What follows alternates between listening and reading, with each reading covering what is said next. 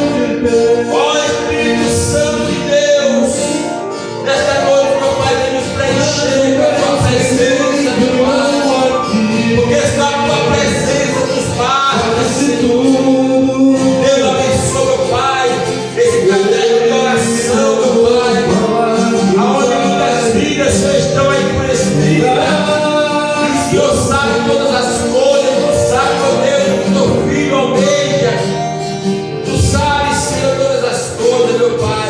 Que a tua providência venha sobre essas vidas, meu Pai. Nos dá, Senhor, sabedoria aqui nesse lugar, Senhor. Nos dá, Senhor, entendimento, meu Pai, para que a gente possa cada vez mais permanecer, meu Pai, fazendo a tua vontade, Senhor. Nos ensina, meu Pai, a gente a caminhar na tua presença, meu Pai. Senhor, arranca, meu Pai, os maus olhares, os maus pensamentos, os maus sentimentos, as tuas vontades, os maus desejos. Tira, meu Pai, pelo poder que há no nome de Jesus. Deus, derrama, Senhor, meu bálsamo, nos seus dias de lugar, Senhor. Curando, Senhor, nossas almas, nossas vidas, meu Pai. Deus, dá força, Senhor. Repreende, meu Pai, toda opressão maligna, toda infecção terminável. Desfaz pelo poder que há no nome de Jesus. Pai, alcança, meu Pai, a sua pregação nesta noite, meu Pai. A vida dos pastores, missionários, evangelistas, bispo, apóstolo, obreiro, diácono, presbítero.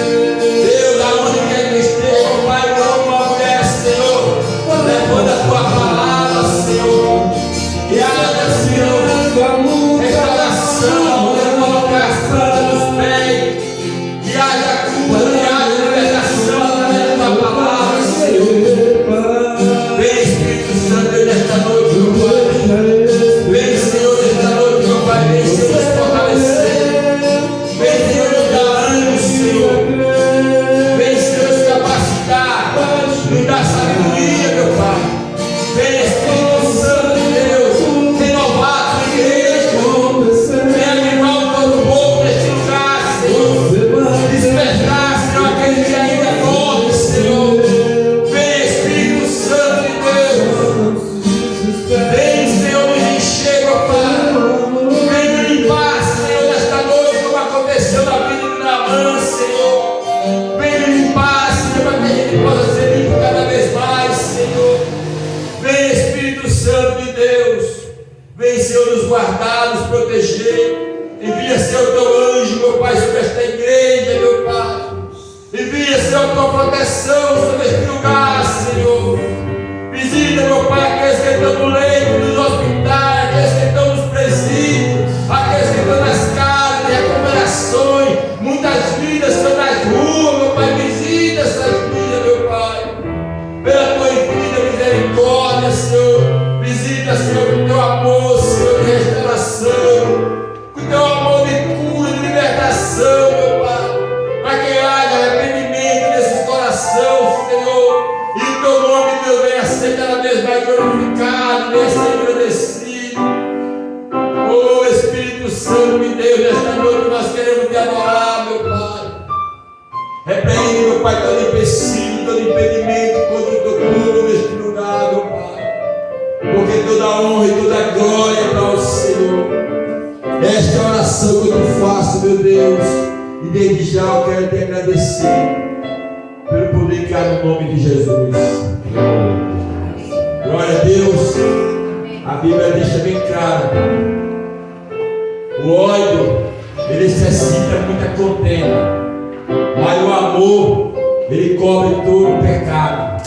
Que a gente tenha que ter o amor de Cristo nas nossas vidas, naquilo que nós vamos fazer, naquilo que a gente vai conquistar, naquilo que a gente pegar. Amém, igreja? Dê uma grande salva de palmas a Deus.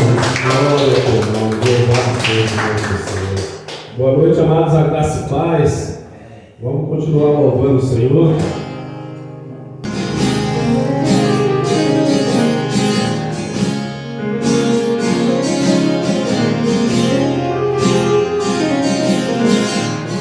Aleluia. Eu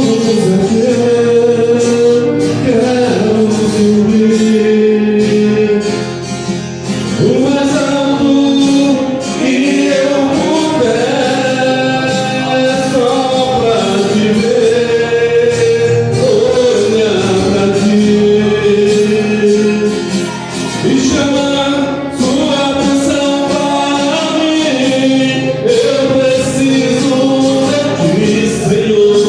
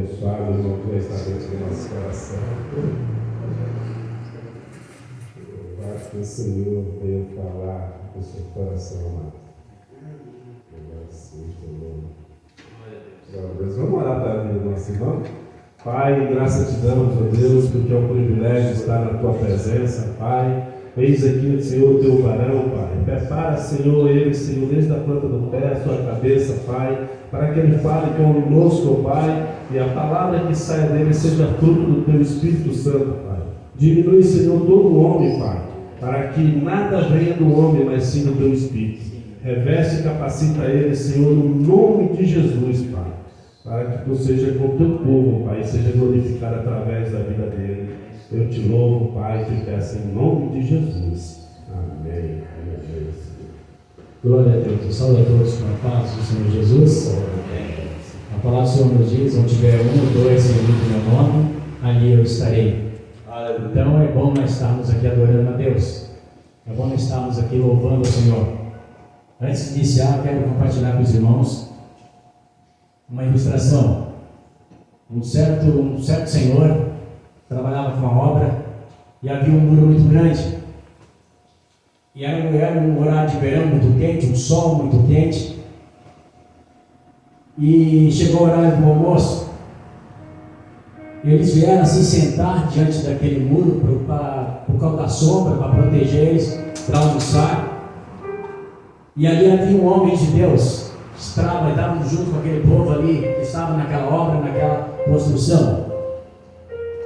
Enquanto eles começaram a almoçar, abrir as marmitas para almoçar, esse senhor começou a agradecer a Deus por aquele alimento, fechou teus olhos e agradecendo a Deus. Nessa hora veio o cachorro, catou a marmita daquele senhor e saiu correndo.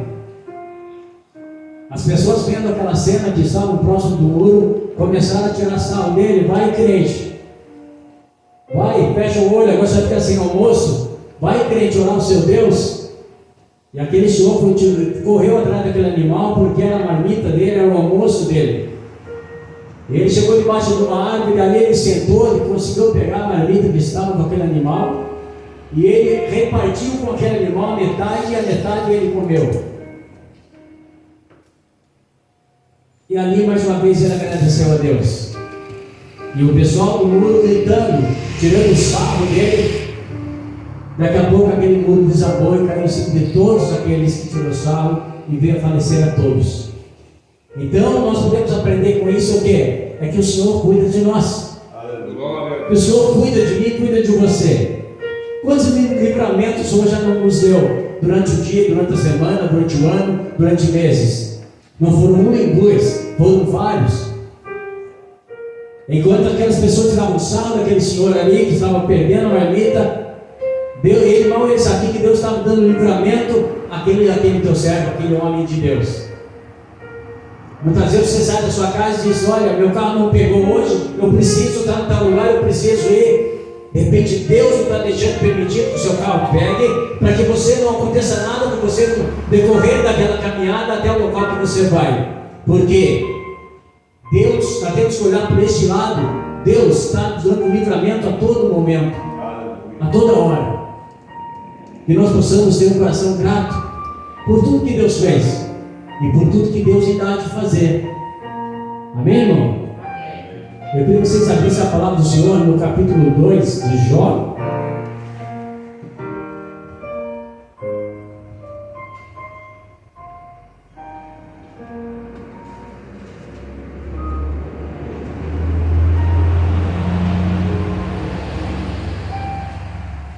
Jó, capítulo 2.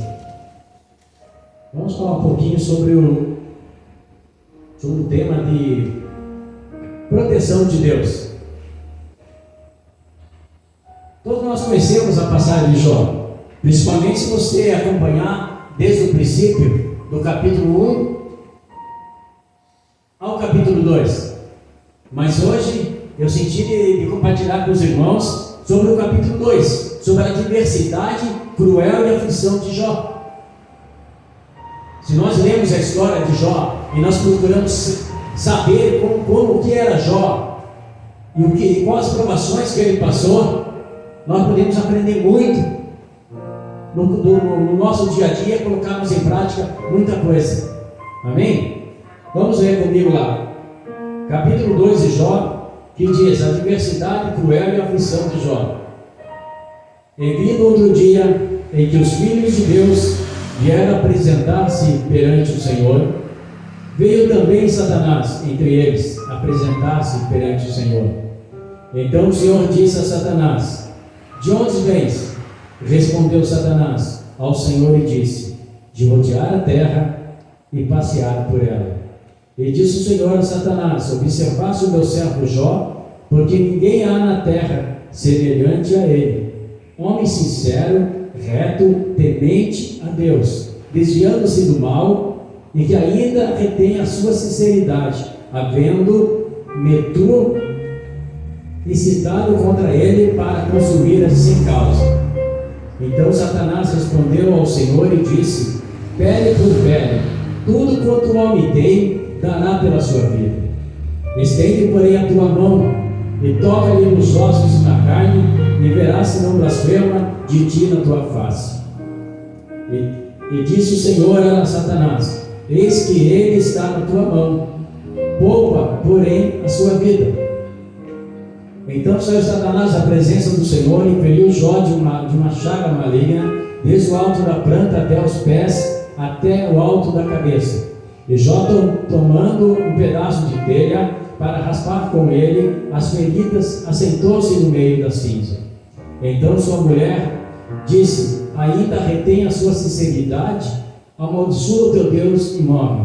Mas ele disse: como falas com qualquer doida, assim falas tu. Receberemos o bem de Deus e não receberemos o mal. Então, em tudo isto, não pecou Jó com seus lábios. Ouvindo, pois, os 3 amigos de Jó todos esse mal que tinha vindo sobre ele, vieram cada um do seu lugar, Eliafaz e Tenamita e Bildade, e Suíta, e Zofar, e Noamita, e consertaram juntamente, vieram condoer-se dele, e consolaram.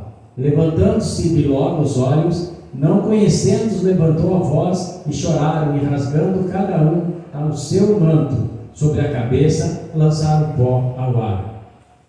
E se assentaram juntamente com ele na terra 7 dias e 7 noites, e nenhum lhe dizia palavra alguma, porque viam que a dor era muito grande. Amém, irmãos? Podemos observar que Jó, vamos falar 3 qualidades de Jó aqui: integridade, retidão e temor. Essa é uma das 3 qualidades. Integridade era um homem íntegro na presença de Deus, nada o abalava, nada temia. Se vocês observarem no capítulo 1, Jó é um homem rico, tinha tudo que vocês imaginavam, ele tinha. Mas quando os filhos de Deus vão se apresentar diante de Deus, isso é no capítulo 1, o diabo também, o Satanás, se apresentou na presença de Deus. E Deus falou: você vê o meu servo como ele é, como ele ora, como ele me busca, como ele é temente a mim, como ele é temente na minha presença. Satanás, com a sua astúcia, disse: mas tudo que ele tem é obra de tuas mãos, toca no que ele tem e verás em não blasfema diante de ti. E diz a Bíblia que o Senhor permitiu que ele tocasse, e ele perdeu todos os seus bens, perdeu também os seus filhos. Mas no capítulo 2 podemos ver que o Senhor deu a ele o dobro do que ele havia perdido. Mas Satanás, não se dando por derrotado, novamente, quando o povo de Deus se apresentou diante do Senhor, Satanás também foi e disse: olha, o Senhor foi ordenado: olha, Satanás, vem aqui.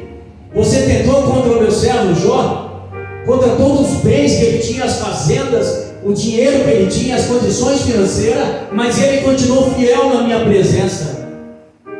Quantas vezes algumas pessoas tocam em algumas coisas de nós, muitas vezes nós tiramos, nós ficamos nervosos com aquela situação, mas se nós olharmos para Jó e buscarmos em Jó a sabedoria que ele teve: Senhor, tu me deu, tu me deste, tu tomaste, bendito seja o nome do Senhor.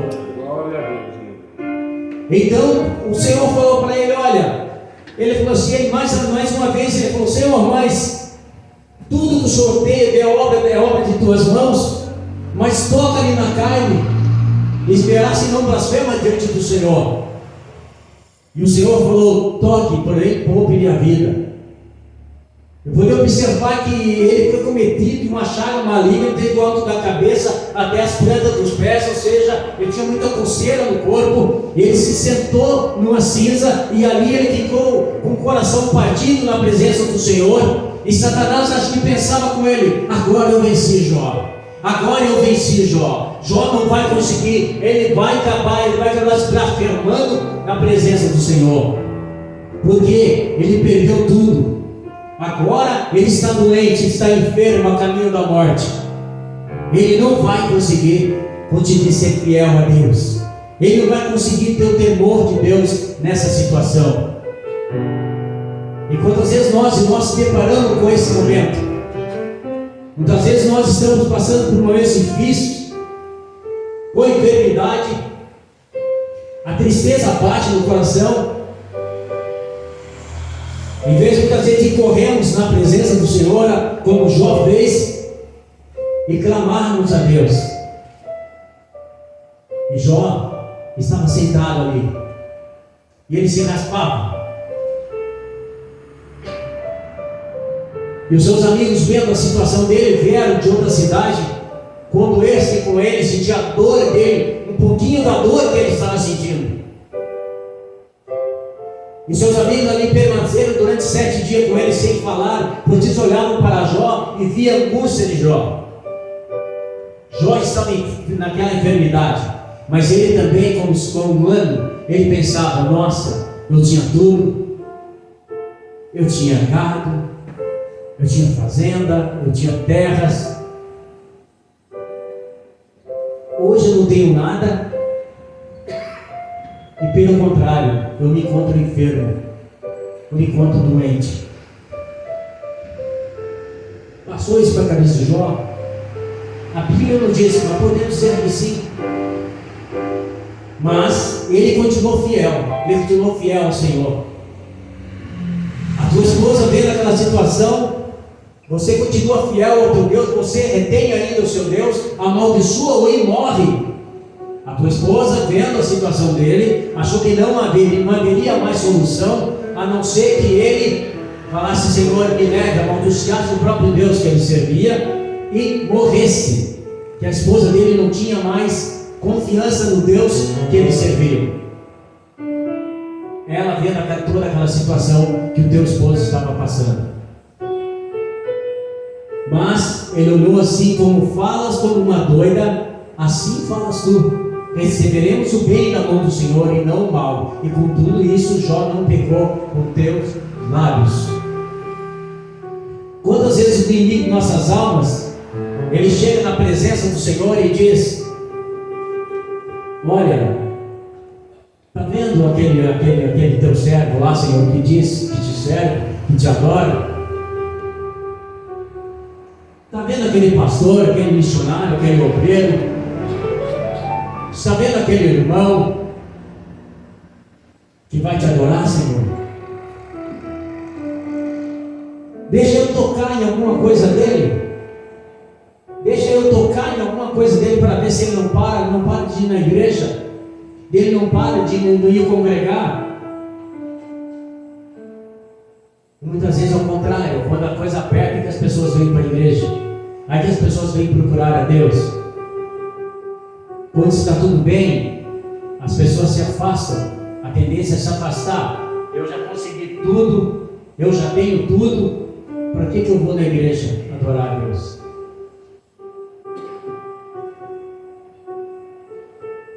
Jó, ele foi fiel. E o que Deus quer de mim e de você, Ele não pede nada de nós. O que Ele pede de nós, que nós sejamos íntegros na presença dEle, que nós temos que ter o temor de Deus, que nós devemos ter o temor de Deus em buscar a presença dEle, o temor de Deus em andar, no falar, no agir, até mesmo com as pessoas. É isso que o Senhor espera de nós. Jó, ele tinha tudo. Ele podia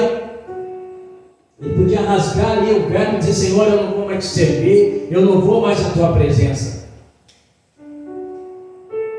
Jó era a coluna da sua casa, da sua família. Diz a Bíblia que Jó, ele orava pelos teus filhos. Tinham 10 filhos, 7 homens e 3 mulheres. Ele orava, ele levantava de madrugada e orava ao Senhor, pedindo perdão pelo pecado dos seus filhos. E é isso que Deus quer que nós façamos. Deus quer que nós façamos muitas vezes, chegar em nossa casa, ir a um dia especial para o Senhor, e dizer: Deus, hoje especificamente,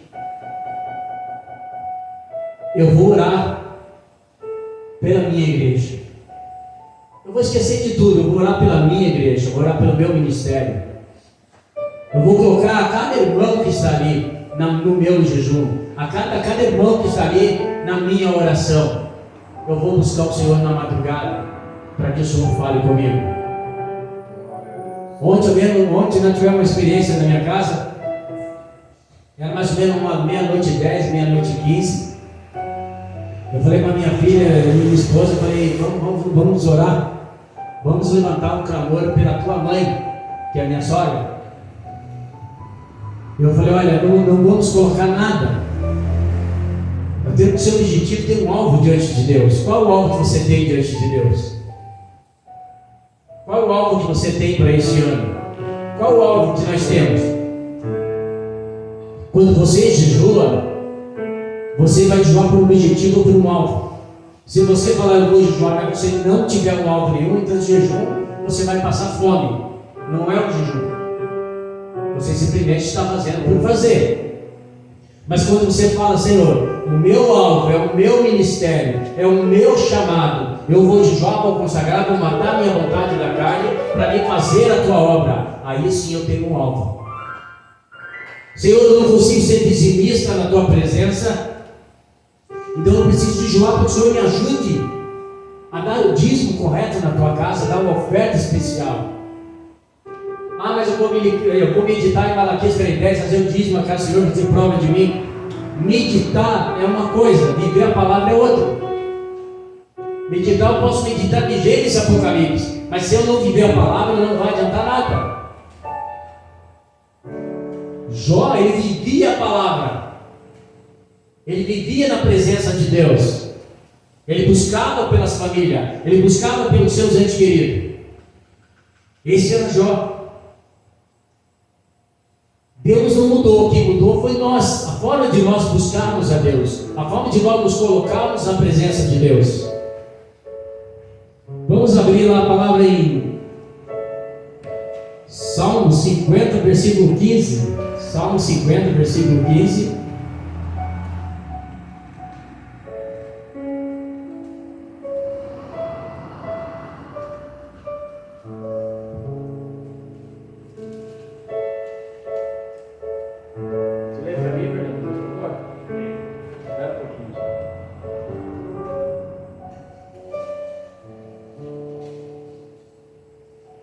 Pode ler, Fernando. Salmo 50, versículo 15. Invoca-me no dia da angústia, te livrarei e tu me glorificarás. Amém. Glória a Deus.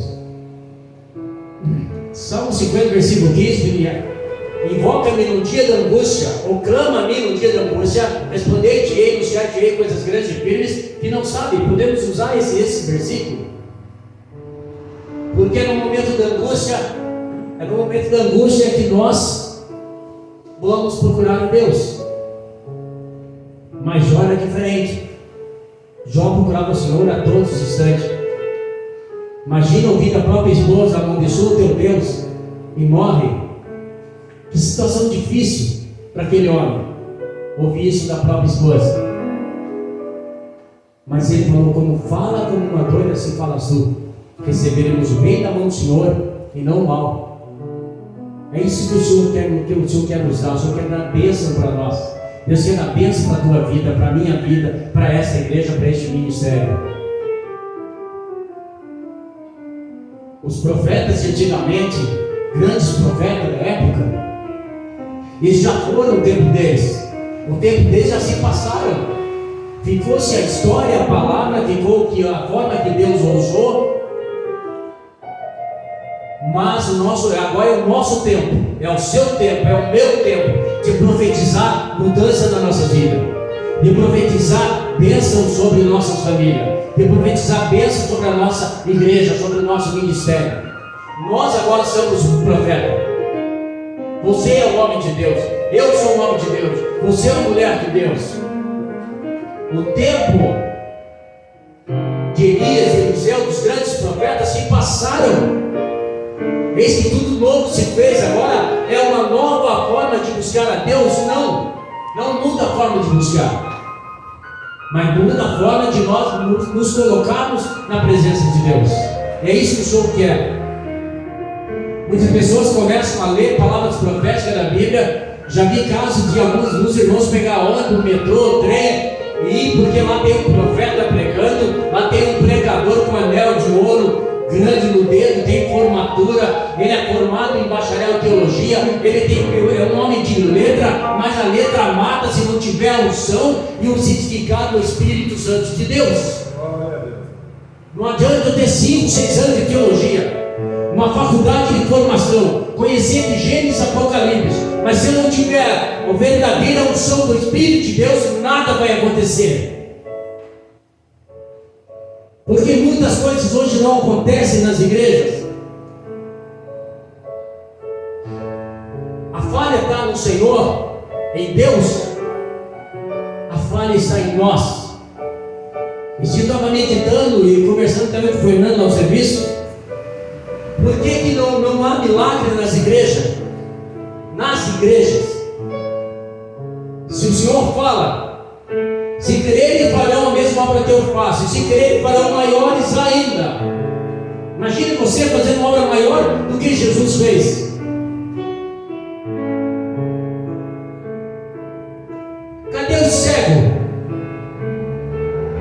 Isso é um milagre de Deus. Se você seguir, se você crer, vai na mesma obra que eu faço. Se crer, vai maiores ainda.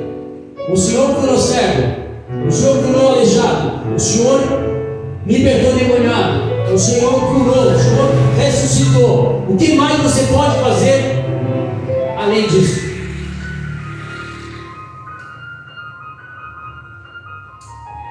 Mas se Ele deixou essa palavra, é porque nós podemos fazer mais.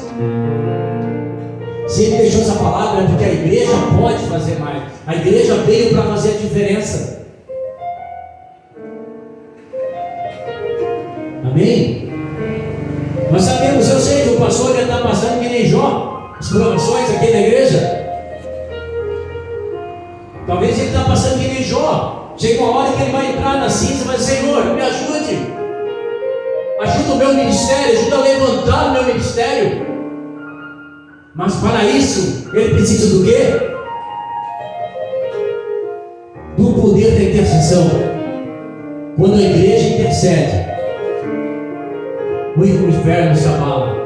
Quando a igreja ora, o Senhor responde. Quando você ora, o Senhor fala com você. E voltando lá, nós estávamos orando. Chamei a minha filha e minha esposa. Falei: vamos orar. Eu falei: agora esquece de tudo. Eu falei para minha esposa: eu não vou orar por você, não vou orar pela minha filha, eu não vou orar pela minha casa, não vou orar pelo meu carro, eu não vou orar pela minha igreja, mas eu tenho um alvo nesta noite, e esta noite vai ser a tua mãe, que é no caso da minha sogra. Eu falei: eu vou orar por ela. Deus falou comigo: vai orar por ela nesta noite. E aí estava eu, minha filha, minha esposa. Eu levantei o clamor diante de Deus, orei, entreguei nas mãos do Senhor aquela situação que ela estava passando. Eu não sabia, mas a angústia do coração dela, parece que falou, Deus falou no meu coração: vai e ore pelo coração dela, para que eu possa entrar na providência. E quando foi hoje, umas 9, 10 horas da manhã, eu mandei uma mensagem para ela e disse para ela, para minha sogra: olha, ontem à noite Deus falou assim comigo. E Deus falou assim, que era para mim orar por você, que o teu coração estava carregado, que as pessoas estavam todas, o peso da família estava sobre o seu ombro. E eu comecei a conversar com ela. E daí ela falou para mim: olha, ela mandou uma mensagem dizendo: olha, eu glorifico a Deus, porque nesse horário de meia-noite 10 a meia-noite 15, mais ou menos nesse horário, eu estava muito angustiado, eu estava triste, nervosa com as situações que andam acontecendo. E eu dobrei o joelho e falei para que Deus tratasse com o meu coração. Tratasse com o meu coração. E aquilo dali é gostoso quando você ouvir isso, porque a tua fé, a minha fé, a tendência a aumentar quando alguém chega e fala: olha, pastor, estava aquele irmão doente, você foi lá, colocou a mão sobre a vida dele, sobre a cabeça dele, você orou e o Senhor o curou. Ambas, a fé vai aumentar na quem recebeu a cura e de quem ministrou a cura. É isso que o Senhor faz. Então, irmãos, quando Deus falar com você à noite, assim como o Senhor falou com Samuel, falar: Fernando, umas 3 vezes, 2 vezes, levanta, dobra o teu joelho ali do lado da tua cama, clama a mim. Respondei-te coisas grandes e firmes que ainda não sabem. Mas muitas vezes a gente fala assim: olha, eu não dormi à noite, eu perdi o sono. Perdeu, você vai procurar, algum lugar está, né? Então você não perdeu o sono. É Deus querendo falar contigo. Se você vai dormir de madrugada, você perde o sono, a pessoa vai lá: eu perdi o sono, vai lá assistir o filme. Eu perdi o sono, vou tomar um copo d'água, vou ficar lá na sala. Quando Deus fala, quando você perde o sono, é porque algo está acontecendo. E o Senhor quer usar a tua vida para estar orando. para estar na brecha na madrugada por alguém. Um certo dia eu fui na cidade de São Roque e nós estávamos, fomos eu, mais um obreiro, a namorada dele e mais um irmão junto no carro dele. Nós fomos numa igreja visitar o ministério. Nós fomos só pelo visitar, não fomos para ter nenhuma oportunidade. Nós chegamos, sentamos. Mas tinha um irmão comigo que se ele achava que ele era obreiro, que ele era um homem de Deus, que ele era um presbítero, que ele era um homem de Deus. Humildade zero. E eu comecei a olhar para ele do meu lado e eu vi que algo incomodava ele. Eu falei assim: Ezequiel, o que está acontecendo com você? Está tudo bem? Está tudo bem com você? Voltar, mas eu quero a oportunidade. Eu sou obreiro. Eu sou presbítero da igreja. E eu quero a oportunidade. O pastor tem que dar a oportunidade para mim. Alguém tem que ouvir a minha palavra. Olhei para ele e falei: depois que terminar o culto, aí nós conversamos sobre o que passa. Resumindo, não tivemos oportunidade, nós só não nos deu oportunidade, mas não fomos para ter oportunidade. Nós fomos para ouvir a palavra. Por causa disso que a palavra só diz em Eclesiastes capítulo 3, que para tudo há um tempo determinado por Deus. Tem muitas vezes nós vemos na igreja, você fica 10, 15 dias sem falar, porque o pastor não te dá a oportunidade. Muita gente fica bravo. O pastor lá, pelo amor de Deus, me parou o versículo, o pastor não me chamou. Mas se nós lemos lá em Eclesiastes capítulo 3, nós vamos observar que o Senhor é tempo de ouvir, é tempo de calar, é tempo de ouvir, tempo de calar. Ouvir a palavra de Deus. Não é hora de falarmos, mas é hora de ouvir. Se eu continuar vindo aqui e eu ficar um mês sem fazer e ter uma palavra para ministrar a palavra de Deus, ou ao menos até mesmo para testemunhar alguma coisa aqui, pode ter certeza, eu vou estar sempre na presença de Deus. O inimigo vai tentar tirar a paz, lógico que vai tentar. Olha, o pastor te deu oportunidade. Por quê? É tempo daqueles 30 dias. Quando eu fico quieto, eu aprendo mais em Deus. Quando eu fico quieto, eu aprendo mais com a palavra. Então é tempo de eu ficar quieto. Não é hora de eu abrir a boca assim, de ficar em silêncio. Amém? Vamos falar um pouquinho, irmãos, sobre... Queria que abrisse lá em Jonas, capítulo 2, versículo 2. Jonas.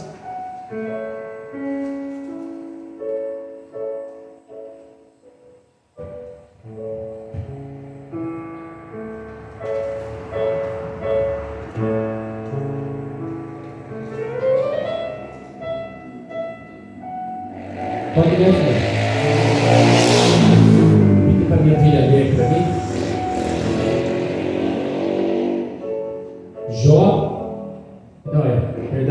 Jonas, capítulo 2, versículo 2.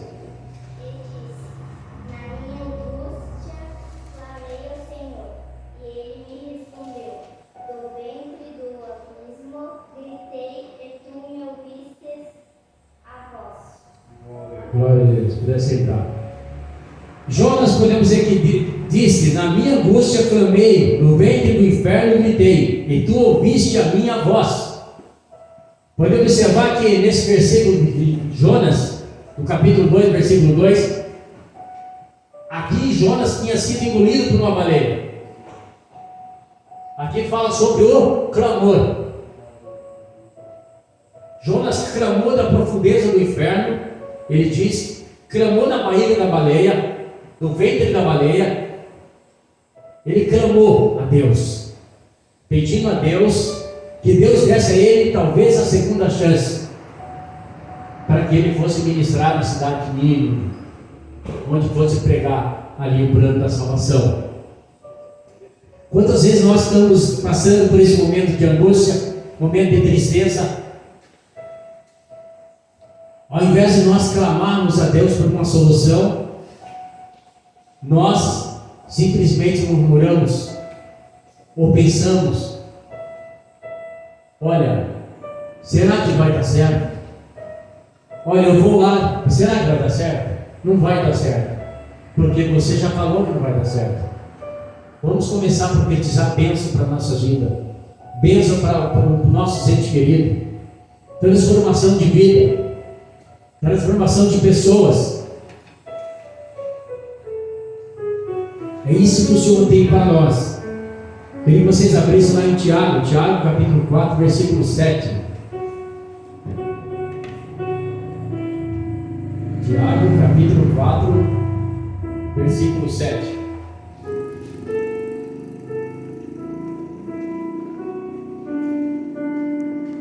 Essa palavra aqui, irmão, esse versículo,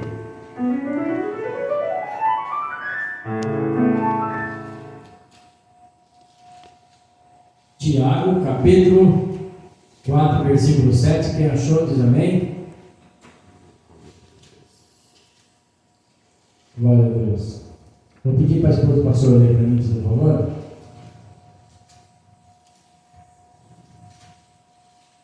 Tiago 4, versículo 7.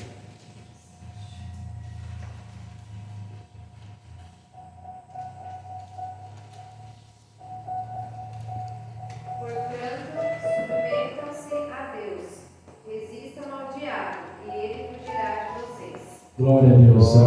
Obrigado. Então a palavra do Senhor diz aqui, ó: sujeitai-vos, pois, a Deus, resisti ao diabo e ele fugirá de vós. Essa palavra aqui, esse versículo, esse contexto bíblico em Tiago, capítulo 4, versículo 7, esse versículo em si é que o diabo não gosta. O diabo não gosta da Bíblia inteira, mas desse versículo é um dos que mais ele não gosta que um crente ore, que um crente fale, que um crente medite. Quando você lê esse versículo, você traz aqui, ó: sujeitai-vos, sujeitai, você vai sujeitar a Deus, resistir, ou seja, resistir, você vai resistir as investidas do inimigo, as investidas do diabo, as oferendas que ele vai te oferecer. Então você vai resistir. Então esse versículo, realmente ele não gosta desse versículo: resistir ao diabo e ele fugirá de vós. Ele só foge de nós quando nós estamos com o escudo da proteção. O que é esse escudo? Esse escudo é um jejum. Esse escudo é a oração. Esse escudo é o buscar incessante na presença de Deus. Esse é o escudo. Porque quando você está na presença de Deus, por mais que venha certas situações, você vai resistir. Tem pessoas que têm na Bíblia, mas na Bíblia não existe esse versículo. De Gênesis, você vai encontrar. Já ouvi pessoas dizendo em algumas igrejas aí que diz: não cai uma folha de uma árvore se não for permissão de Deus. Alguns está na Bíblia, não está. É simplesmente um ditado que as pessoas trouxeram, usando dentro de um contexto bíblico para transmitir uma mensagem. Mas na Bíblia não existe esse versículo. Mas vamos usar esse termo aí. Não cai uma folha de uma árvore se não for permissão de Deus. Então nada vai acontecer com você se não for permissão de Deus. Jó, Deus permitiu que ele fosse cometido por aquela chaga maligna, para provar para Satanás de que Jó era reto e fiel na presença de Deus. Então o Senhor permitiu, porque sabia que Jó era um homem íntegro na presença de Deus. Muitas vezes Deus permite algo em nossa vida para mostrar para o diabo que nós somos mais do que vencedores. Nós somos mais do que vencedores. Então, vamos usar esse termo de não cai uma folha de uma árvore se não for permissão de Deus. Se você estiver no deserto e tiver uma árvore seca, e no deserto o vento é forte, o sol é escaldante, e tiver uma folha lá em cima daquela árvore, ela não vai cair. A árvore está seca, o vento está forte, o sol está escaldante, mas ela não vai cair, porque não é permissão de Deus que aquela folha caia. Pode haver o vento que tiver, não vai cair. O que nós podemos aprender com isso? É quando a igreja está na presença de Deus, venha o vento que vier, venha a tempestade que vier, você está seguro, como essa folha, você está seguro em Cristo, e nada vai te abalar. A perseguição vai vir, os dias são maus, é por causa disso que a palavra do Senhor diz na Bíblia: não temas, 365 vezes não tema, ou seja, durante o ano todo o Senhor fala conosco: não tema. Então é isso que o Senhor diz para nós nessa noite, que nós devemos ser como Jó. Passamos por luta, por dificuldade, por provações, mas que nós possamos crer, olhar para cima e ver o Deus que nós servimos, e crer que o Deus que nós servimos, Ele tem poder para mudar uma história, mudar uma nação, mudar a tua vida, a minha vida, mudar esse ministério. Nós possamos juntos profetizar sobre esta igreja, profetizar sobre a vida do pastor, profetizar sobre esse lugar. Se você observar em 2 Reis, lá que fala que Deus falou para o rei Salomão, Davi falou: olha, hoje você vai ser rei aqui, você vai reinar sobre essa nação, sobre este povo, o qual eu entreguei nas tuas mãos. Salomão tremeu naquela hora, o rei Salomão, ele tremeu, ele não era rei, ele tremeu na presença de Deus, e disse: mas como? Eu não passo de uma criança, eu não sei falar, eu não sei entrar no meio daquele povo, ou até mesmo sair do meio daquela multidão. Ele podia dizer: não, eu não quero o trono, eu não quero mais esse trono, porque eu não vou conseguir suportar essa situação. Quantas vezes nós passamos por isso? Eu não vou suportar essa situação. Mas quando você dobrar o joelho e pedir a Deus sabedoria, o Senhor vai te capacitar, e você vai dar a volta por cima, no nome de Jesus. Porque o Senhor chamou a igreja, foi por cabeça e não por cauda. Nós estamos por cima e não por baixo. Então, quando ele seguiu na situação que ele fez, ele dobrou o joelho e o Senhor, Deus esperava também de Salomão: olha, Salomão vai orar para mim e vai pedir para que eu elimine os seus inimigos, para que eu dê a ele riqueza, para que eu dê a ele muitas coisas. Mas não, o rei Salomão falou: Senhor, me dá sabedoria, para que eu possa entrar e sair do meio deste povo. E diz a Bíblia que a oração dele foi tão abençoadora diante de Deus, e que Deus ouviu a sinceridade que era tão forte do coração dele. E diz a Bíblia que foi o homem mais sábio da época. Até a rainha de Sabá, de outros reinados, veio visitar, porque não acreditavam no que falava do rei Salomão. Mas ela veio com teus próprios olhos ver. Esse é o nosso Deus. O mesmo Deus que deu sabedoria ao rei Salomão para governar aquela nação, é o mesmo Deus que nos dá sabedoria nos dias de hoje. Nos dá sabedoria para nós saber entrar e nós sabermos sair.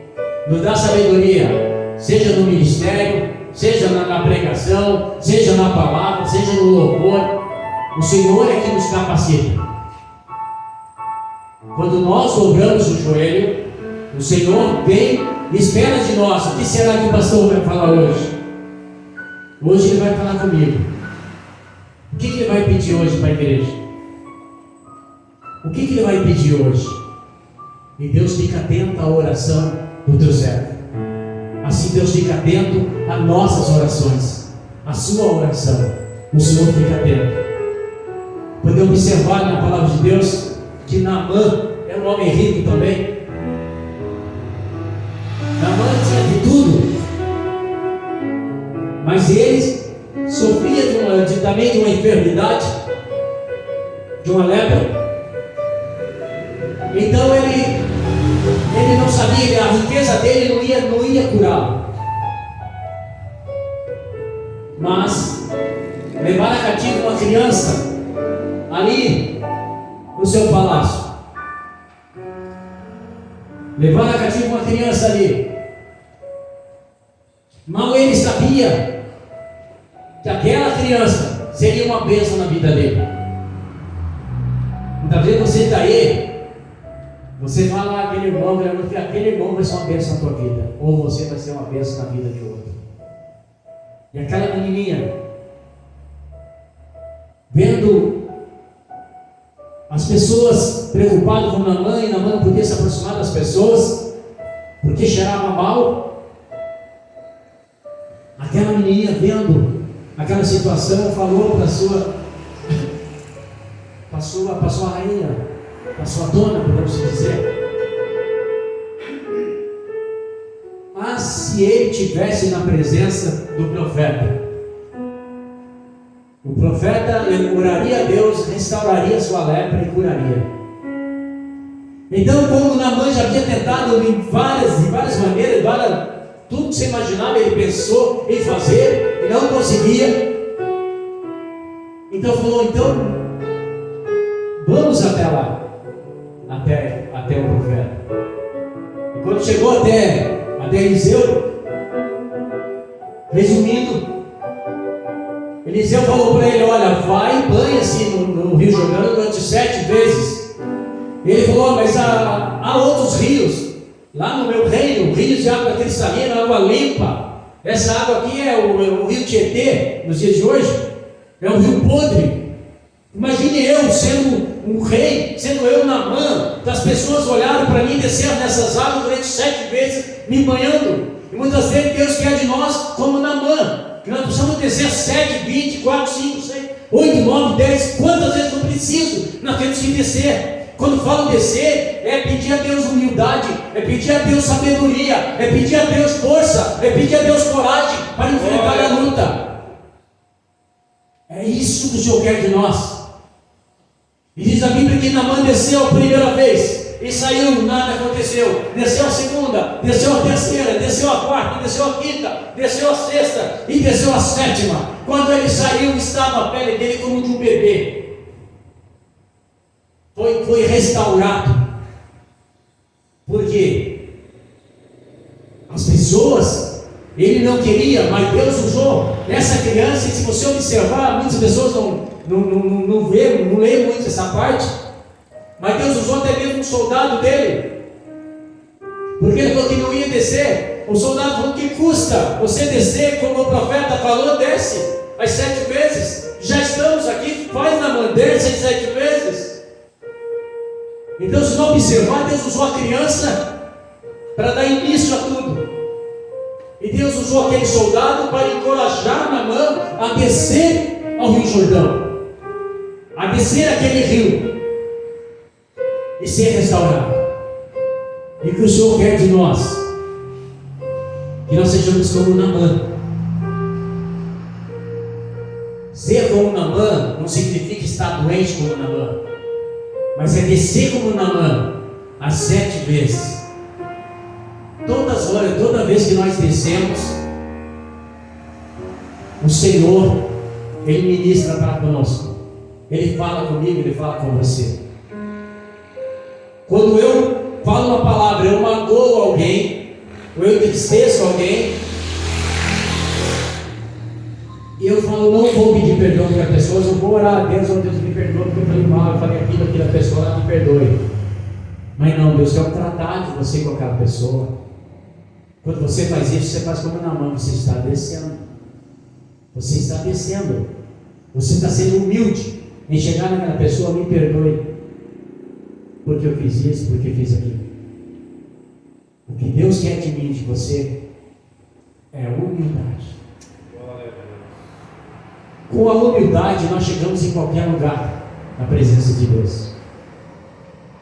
Se você observar Jesus nas grandes passagens dele, na maioria das palavras, você nunca viu Jesus, pelo menos a Bíblia, ela não relata que ele andava bem vestido, com anel de ouro, com pérolas, com bastante coisas. Não.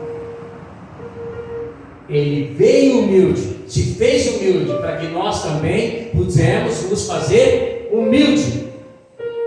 Quando nós somos humildes na presença de Deus, como Naamã, No começo era orgulhoso, depois passou a ser humilde em aceitar o que o profeta havia profetizado sobre a vida dele. Vai lá, Naamã, desce 7 vezes ao Rio Jordão, e na 7ª vez a tua pele será restaurada. Já pensou alguém chegar em você e falar: Antônio, desce lá no rio ali 7 vezes, porque de repente estou com uma dor aqui, Deus manda descer. Aí fala: não vou descer, não vou descer. Aí está faltando o que em nós? Humildade, em aceitar aquilo que o profeta, o homem de Deus, está falando. Amém, igreja? Amém. Bom, eu quero agradecer a Deus por essa rica oportunidade, tá? Esperem Deus voltar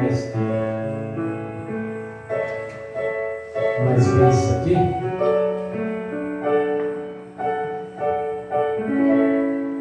Irmãos, outra coisa dizer por irmãos, a minha forma de ministrar, a minha forma de pregar é dessa forma.